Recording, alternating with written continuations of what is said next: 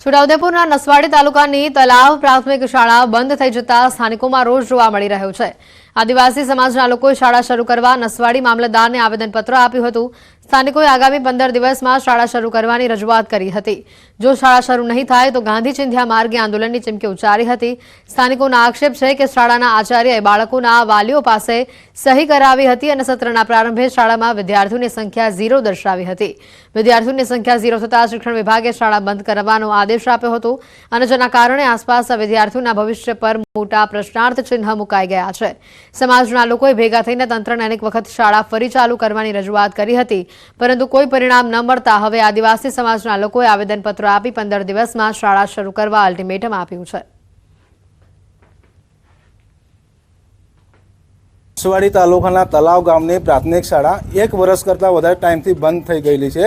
તેને ફરીથી શરૂ કરવા માટે આવેદનપત્ર આપવા નસવાડી આવેલા છે। અમે લોકો બધા સાહેબ તલાવના આપણે પ્રાથમિક શાળાના મેન મુખ્ય શિક્ષક છે, તેમણે પોતાના અંગત લાભ માટે એમણે 0 સંખ્યા બાળકોની બતાવીને બાળકોની એલસી કાઢીને પછી એ રીતના બંધ કરી દીધી છે। દિન 15માં ફરીથી શરૂ કરવામાં આવે અને આ શિક્ષક પર કાયદેસરની કાર્યવાહી કરવામાં આવે અને સસ્પેન્ડ કરવામાં આવે એવી ગ્રામજનોની માંગ છે અને સમાજની માંગ છે। આવનારા સમયમાં જો 15 દિવસની અંદર આ શાળા શરૂ કરવામાં નહીં આવશે તો આવનારા સમયમાં સમાજની સાથે રાખીને હજારોની સંખ્યામાં રોડ રસ્તા પર ઉતરી આવીશું અને ઉગ્ર ગાંધી ચિંધ્યા માર્ગે આંદોલન પણ કરીશું। છોટાઉદેપુર શિક્ષણ જગતને શર્મસાર કરતી આ ઘટના સામે આવે। શિક્ષકે 9મા ધોરણની 13 વર્ષની વિદ્યાર્થીનીની છેડતી કરી। શાળાના ઓરડામાં લંપટ શિક્ષક સંજય પારેખે કિશોરી સાથે અડપલા કર્યા। શારીરિક અડપલા કરી ફોટો વાયરલ કરવાની ધમકી આપી પીડિતાના પિતાએ છોટાઉદેપુર પોલીસ મથકમાં ફરિયાદ નોંધાવી છે। 51 વર્ષનો સંજય પારેખ હાલ ફરાર હોવાની માહિતી છે।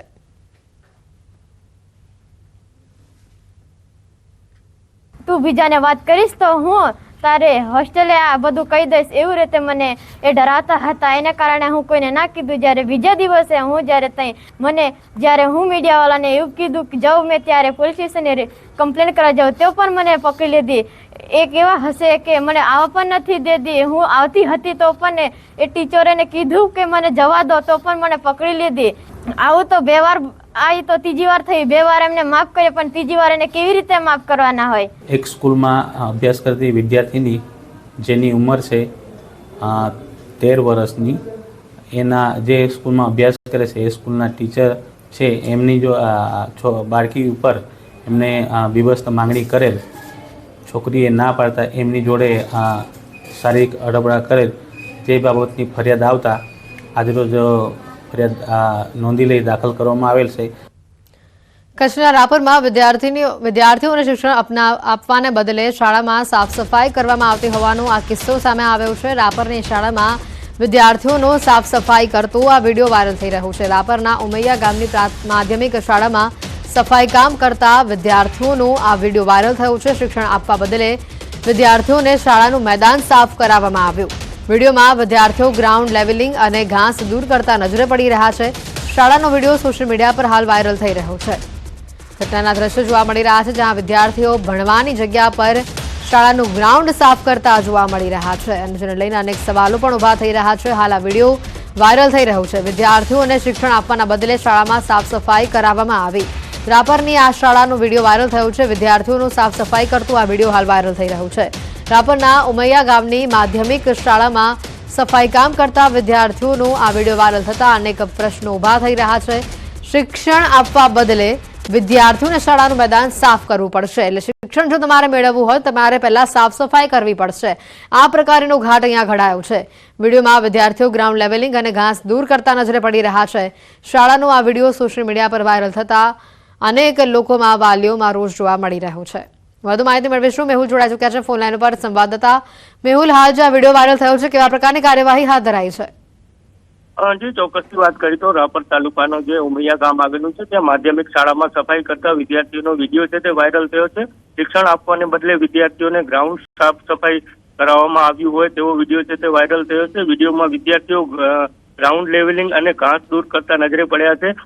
શાળાનો જે આ વિડીયો છે તે સમગ્ર સોશિયલ મીડિયામાં હાલ વાયરલ થયો છે। આ સમગ્ર મામલે છે તે જિલ્લા શિક્ષણ અધિકારીનો સંપર્ક સાધતા તેઓ હાલ મિટિંગમાં છે અને જોડાવી લઉં છું તેવો જવાબ આપવામાં આવ્યો છે। જી બિલકુલ, આભાર મેહુલ માહિતી બદલ।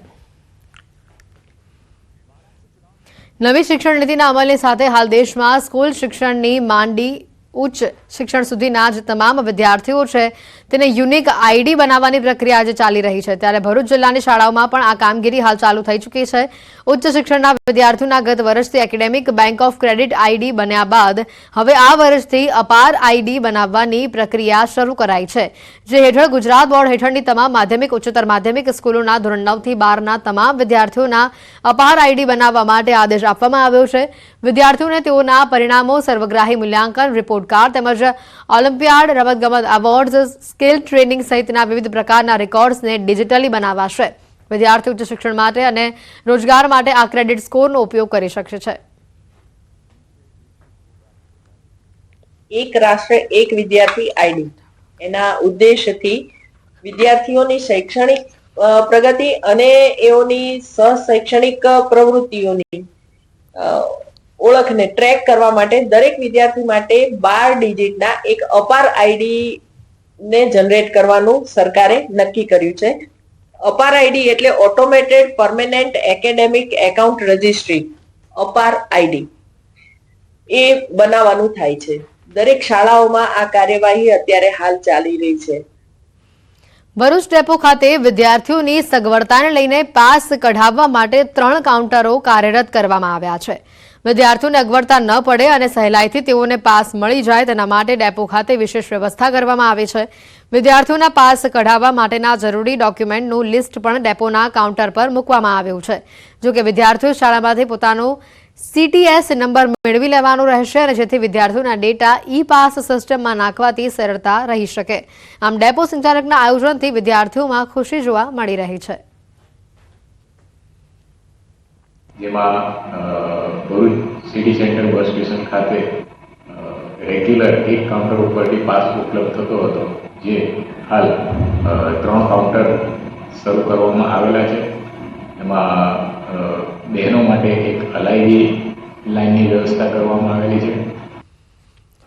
રાજકોટના ઉપલેટામાં ગાય તંત્રની બેદરકારીનો ભોગ બની છે. ઉપલેટાના બસ સ્ટેન્ડ ચોકમાં ભૂગર્ભ ગટરની મોટી કુંડીઓ ખુલ્લી પડી છે અને જેના કારણે ગાય ભૂગર્ભ ગટરમાં ખાબકી હતી. ત્યારે ગૌશાળાની ટીમ દ્વારા યુદ્ધના ધોરણે ગૌશાળાની વેન લાવીને ગાયનું રેસ્ક્યુ કરવામાં આવ્યું. ઠેર ઠેર રોડની ફૂટપાથ ઉપર ભૂગર્ભ ગટરની કુંડીઓ ખુલ્લી હાલતમાં છે. આ બાબતની રજૂઆત તંત્રને કરવામાં આવી છે, છતાં પણ કોઈ પણ પ્રકારનું ધ્યાન દેવામાં આવતું નથી. બનાવ સ્થળની આસપાસ 3 જેટલી શાળાઓ આવેલી છે. શાળાએ જતા આ બાળકો આ જ ફૂટપાથનો ઉપયોગ કરે છે. ત્યારે હવે સવાલ ઉભો થાય છે કે શું તંત્ર કોઈ મોટી જાનહાનિ થવાની રાહ જોઈ રહ્યું છે કે કેમ? ગાયો આ બોલ જીવો બધા એના જીવનું શું? સવારમાં 5 વાગ્યામાં આ બનાવ